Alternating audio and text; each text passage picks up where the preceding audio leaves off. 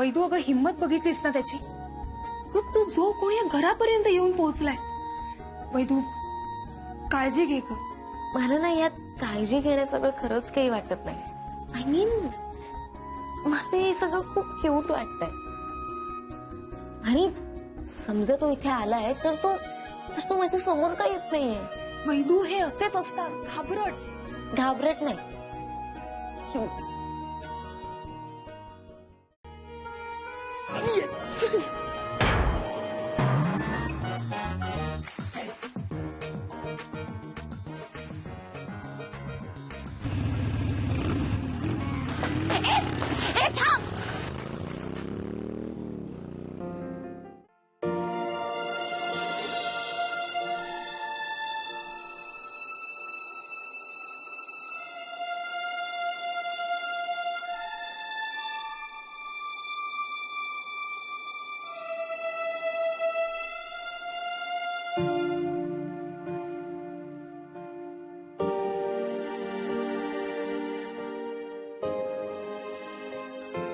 Party मस्त झाली ना? तुझ्या फ्रेंड्सना आवडली का? हो बाबा, दे लव्ड इट. सगळीच अरेंजमेंट खूप छान होती. काहीच कमी नव्हतं. फक्त एक गोष्ट सोडून. म्हणजे काय कमी पडलं बेटा? आई.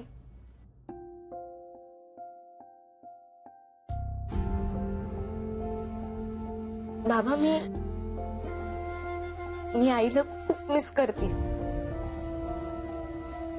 मला लहानपणी ती असताना आपण साजरे केलेले सगळे वाढदिवस आठवले.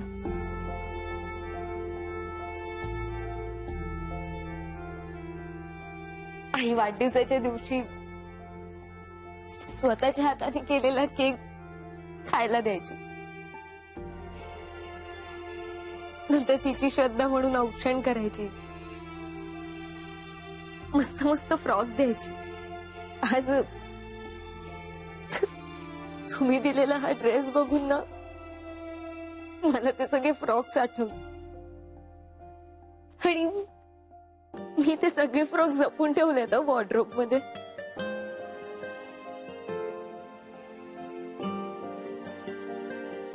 आज आई असती तर किती खुश झाली असती ना.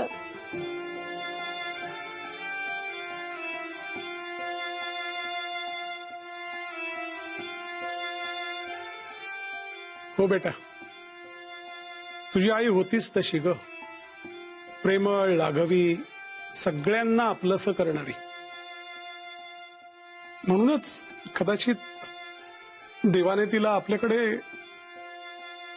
लवकर बोलवून घेतलं असेल, नाही का? कम ऑन बाबा. एकीकडे तुम्ही म्हणता की तुमचा तो देव खूप दयाळू आहे, चांगल्या माणसाचं नेहमी चांगलंच करतो. मग तुमच्यासारख्या चांगल्या माणसाची बायको, 2 लहान मुलांची आई, त्याने का हिरावून घेतली? ते मला सांगा ना. असं काय वाईट केलं होतं आपण कोणाचं? बेटा, तो आपल्या नशिबाचा भाग आहे, नाही का? थोडक्यात काय, तर नशीबच देव आहे ना. मग या देवाची वेगळी पूजा कशाला? ताई, निदान आजच्या दिवशी तरी आस्तिक नास्तिकाचा वाद सोड ना. इतकी छान पार्टी झालीये, सो रिलॅक्स यार. विकी, बोलू दे तिला. तिला आपल्या आईची आठवण येणं अगदी साहजिक आहे बेटा. मी तुम्हाला नेहमी सांगतो ना की आपल्याला जे जे वाटतं ते बोलावं. मनाची नदी ही नेहमी व्यक्त होण्याच्या मार्गावरून वाहती ठेवावी. तिला कुठल्याही विचारांचे, लपवण्याचे अडसर अजिबात येऊ देऊ नयेत. नाही तर काय होतं की मग ताणतणावाची, दुःखाची दलदल साठत जाते रे. आणि मग तसं एकदा झालं ना की त्याचा वागणुकीवर, आरोग्यावरही परिणाम होतो. साहेब हे पत्र सकाळीच आलं होतं पण पार्टीच्या गडबडीत द्यायचं राहिलं. हरकत नाही. वैदेही तुझं पत्र आहे बेटा, सविता आश्रमाकडून आलंय. वैदू बेटा, हा.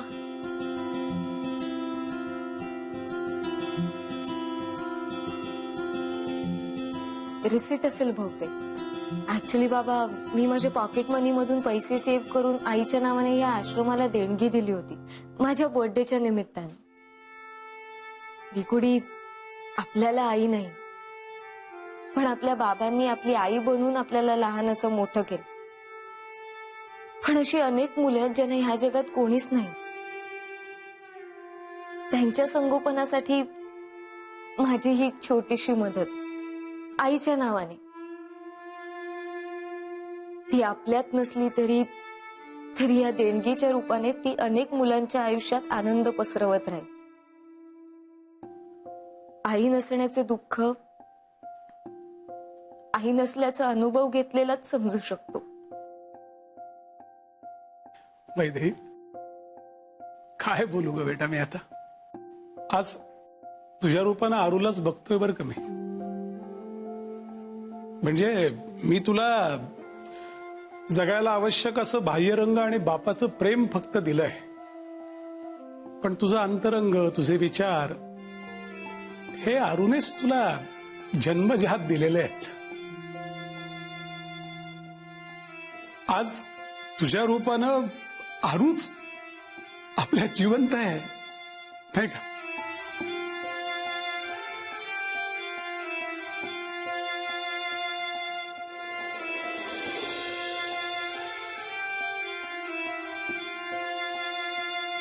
चहा उशीर झालाय, झोपायला जा बाळांनो.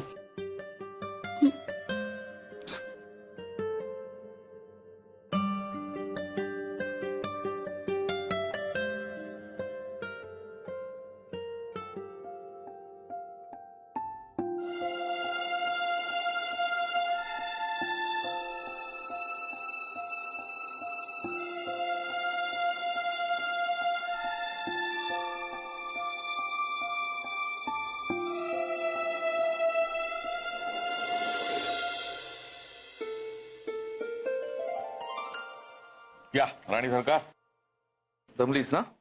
नाही रे, दमायला काय झालंय, उलट मज्जा आली आज. आज किती दिवसांनी असं मस्त पार्टीच्या वातावरणात जाता आलं. रुटीन मधून एक मस्त ब्रेक मिळाला. किती वेळा सांगतो तुला, एखादी किटी पार्टी जॉईन कर, एखादा ग्रुप जॉईन कर, सोशल सर्कल बनव. पटत नाही तुला. आज जरा सोशलाइज झालीस तर किती मजा आली बघ तुलाच. माझं सोशल लाईफ आणि पर्सनल लाईफ सगळं फक्त तू आहेस. मला आयुष्यात कुठचीच कमतरता किंवा गरज अशी भासतच नाही. ए, पण आज वैदेही किती सुंदर दिसत होती ना. आई वेगळी पोर, पण काकांनी खूप छान संस्कार केलेत रे तिच्यावर.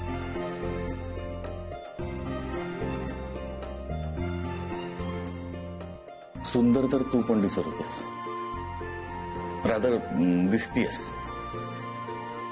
माझं लक्ष तर फक्त तुझ्याकडे होतं. आता जास्त लाडा देऊ नकोस. लाडात नाही, खरंच सांगतो. खरंच खूप सुंदर दिसत होतीस, सुंदर हसत होतीस. त्या बाळाशी खेळताना किती मस्त वाटत होतं बघताना. खुश होतीस खूप. खुश तर मी होतेच, पण फक्त त्या क्षणापुरती. ते मूल, तो आनंद फक्त त्या वेळा करता माझा होता. पण मला माझं मूल, माझा आई होण्याचा आनंद का मिळाला नसेल रे. तुला माहितीये अनिल, अशी छान गोंडस मऊ मऊ बाळ बघितली, त्यांना असं कुशीत घेतलं ना की माझ्यात ना काहीतरी कुठेतरी असं उचंबळून येतं. आणि मग असं वाटतं त्या बाळांना कुठे जाऊच देऊ नये. पण पण मग जेव्हा ती बाळ माझ्यापासून खूप लांब त्यांच्या आईच्या कुशीत जातात ना, तेव्हा असं खूप रिकामं रिकामं वाटत. म्हणजे मुलांशी खेळण्याचा आनंद खूप असतो, पण मी आई होऊ शकत नाही हे दुःख उचल खात. देवाने निर्माण केलेलं आई हे सुंदर नातं मी उपभोगू शकत नाही ना, याचा त्रास होतो.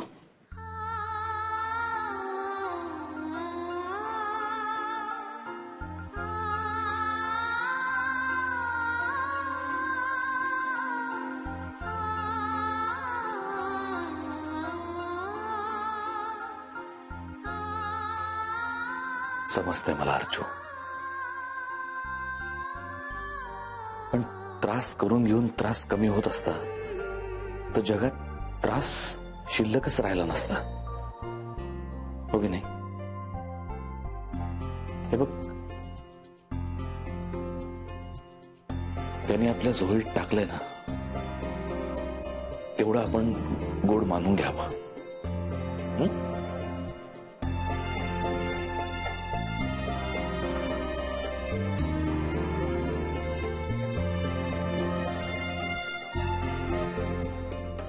सगळं कळतं रे, पण कधीतरी असं वाटून जातं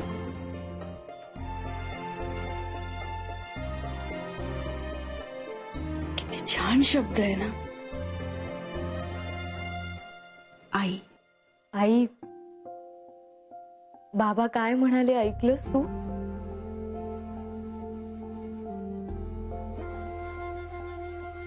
ते म्हणाले की तू माझ्या रूपाने जिवंत आहेस.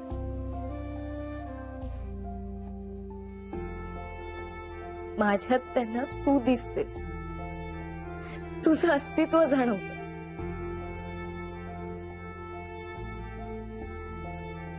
पण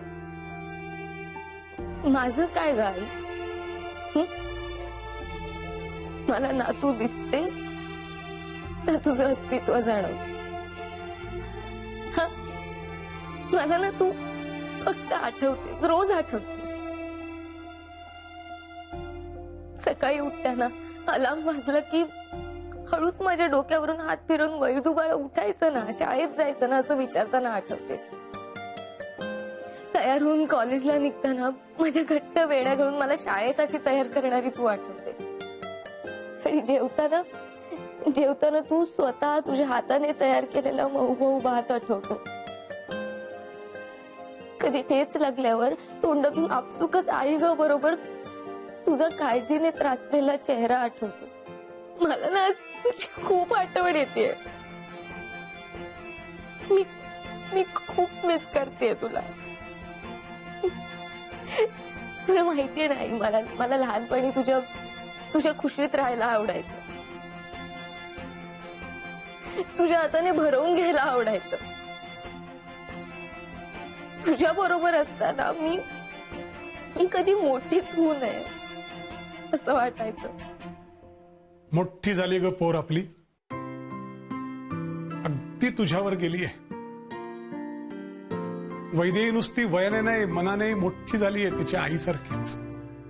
मला खूप अभिमान आहे तिचा. तुझा होता ना असाच. पण तू गेलीस ना मला मागं सोडून, त्या दोघांची जबाबदारी माझ्या एकट्याच्या खांद्यावर टाकून. नाही मी तक्रार नाही करत आहे.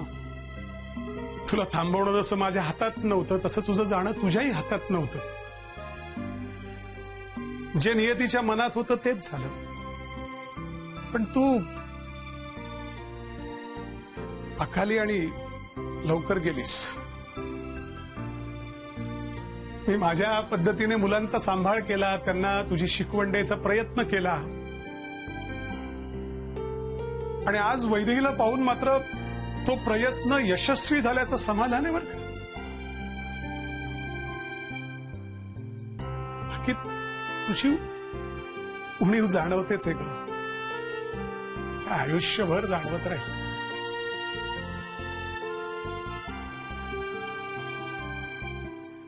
आता आपल्या दोन्ही मुलांची शिक्षण आणि लग्न करून दिली की तू माझ्यावर टाकलेली जबाबदारी पूर्ण होईल. अरू, माझं परमेश्वराकडे आता एकच मागणं आहे, वैदेहीला माझ्या इतकाच प्रेम करणारा असा कोणीतरी मिळू दे ज्यात वैदेहीच्या स्वभावाचे सगळे सूर मिसळून जातील ग.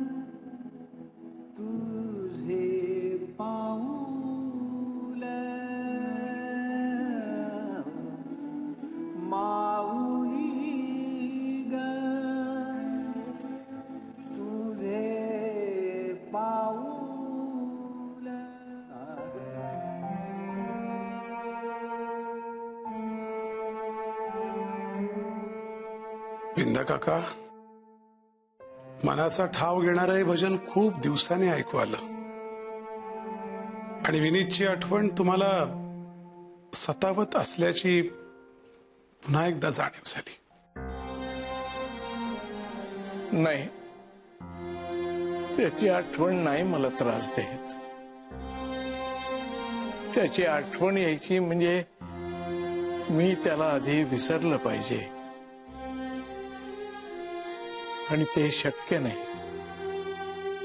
कारण त्याचं आणि माझं नातंच तसं आहे. पण माझ्या मनात कुठंतरी एक सल दडू नये. माझा मुलगा विनीत माझ्या आयुष्यात असूनही माझ्याजवळ नाही, हेच ते दुःख. आणि ती आठवण गाडून टाकण्यासाठी मी देवाची करुणा भागतोय. पण नाही ना गाडली जात ती सल, कारण तुमचा देव नाही विसरू देत तुम्हाला त्यांनीच दिलेलं दुःख. विंदाजोबा, मला एक सांगा, तुम्ही त्या देवाची इतकी भक्ती करता, त्याच्यावर इतका विश्वास ठेवता, मग का त्याने विनीतला, तुमच्या सख्ख्या मुलाला, तुम्हालाच सोडून द्यायची बुद्धी दिली असावी? का लांब राहतोय तो तुमच्यापासून? तो राहूच कसा शकतो? आणि जर तुमचा देव आहे तर मग त्याला तुमच्या भक्तीची किंमत का नाही? मग तो आहे हे का म्हणायचं आपण? तसं नसतं ताई. आपल्या आयुष्यात जे चांगलं घडतं ती त्याची कृपा, आणि जे वाईट घडतं ते आपलं पूर्व कर्म. जर वाईट ही आपल्या वाईट कर्माची फळं, मग चांगलं देखील आपल्याच चांगल्या कर्माची फळं असंही असू शकतं ना. खरं तर असायला हवं असं. पण मग बरं आणि वाईट हे ठरवणारं कर्मच असेल तर मग तुमचा देव आहे कुठे? कारण जर तुमचा देव असता आणि तो योग्य निर्णय घेत असताना तर चांगल्या लोकांच्या आयुष्यातून त्यांच्या जवळची माणसं त्यांनी हिरावून नसती नेली असती का?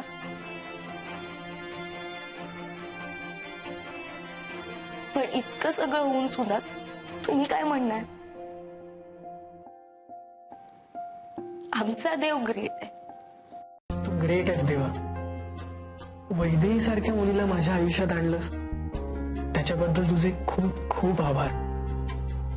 वैदेही अतिशय सुंदर, अतिशय हुशार, लागवी, कोणी पटकन पहिल्या भेटीत प्रेमात पडेल अशी मुलगी. इतकी सुंदर मुलगी निर्माण केलीस आणि तिला माझ्या आयुष्यात पाठवलं आणि मला तिच्या प्रेमातही पाडलंच. तुला खरं सांगू, ती माझी होईल की नाही हे सगळं मी तुझ्यावर सोडलंय. कारण मला त्याचा विचारच करायचा नाही. मला ना तिच्या जवळ जाण्याची प्रोसेस एन्जॉय करायची आणि ती मी करतोय.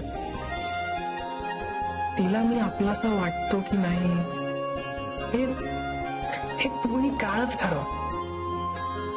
पण मला ती माझी वाटते, फक्त माझी. इतकी की ती माझी नाही झाली ना तरी मी तिच्यासाठी काहीही करेन, तिच्यासाठीच जगेन. तिच्या आयुष्याचा भाग नाही झालो ना तरी तिच्या आठवणींचा भाग होऊन तिच्यात कायमचा उरेल.